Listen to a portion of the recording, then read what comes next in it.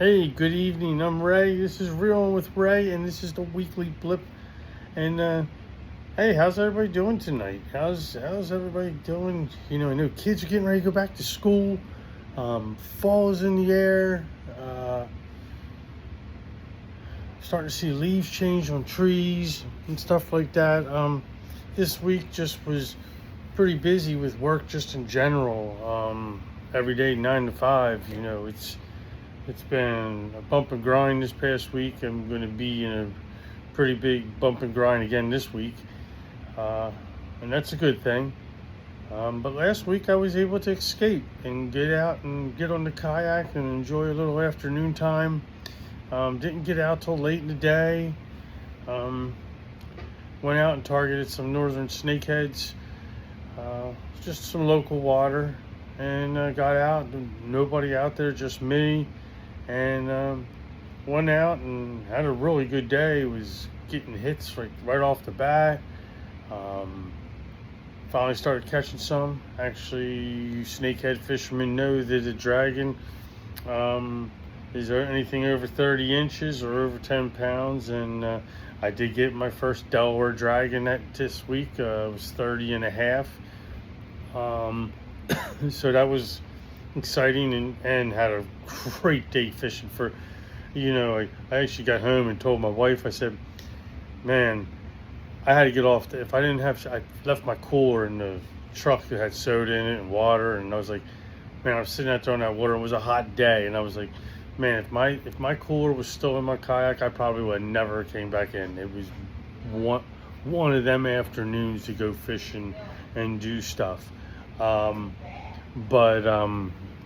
But yeah, what a great thing. But then today had the opportunity to hang out with a buddy and go and make some baits, and working on baits for like the fall fishing for some.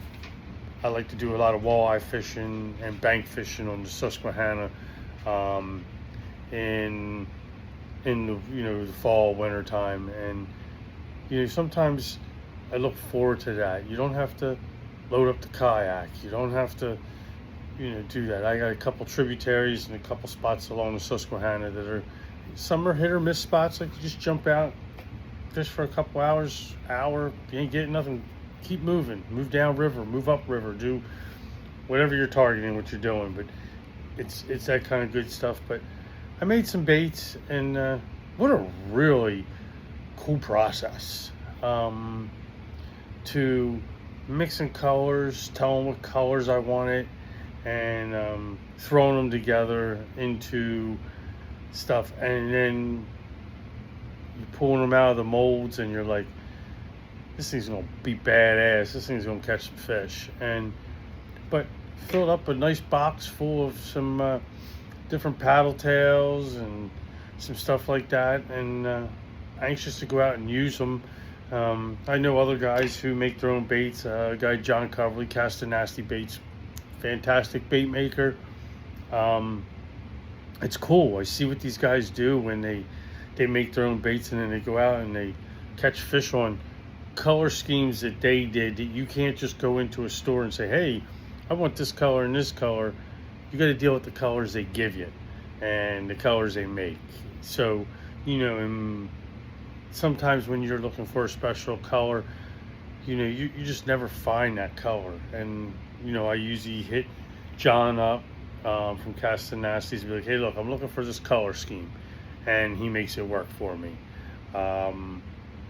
And like today we did some purples. We put some gold stuff in them, some gold flake and a couple of other ones, some greens, just different colors. It's like so cool just to, after we're making them, we're like walking out in the sun and checking them all out to check the color pattern inside it and everything, and holding up at the light and seeing the different colors that are actually in that mold that we made, that bait we made today.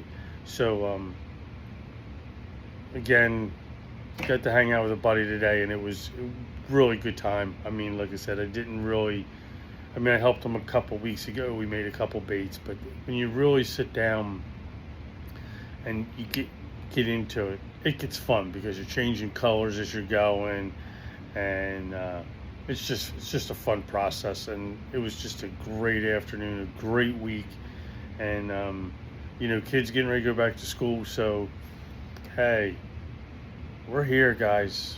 Fall fishing. Fall is right around the corner. Before you know it, we're all going to be sitting here saying it's cold, winter's coming. But hey, everybody, get out there, enjoy it. Got a great week ahead of us. It's nice. We've got a week here before kids get to go back to school. So this is like the last hurrah this week. Like next week for Delaware hunters, archery season comes in for deer. So you're going to have people, and I'm sure duck season will come in right around that and everything like that. So a lot of the places we fish have duck blinds, so you got to watch your ass so you don't get shot. But anyway, it's the weekly blip.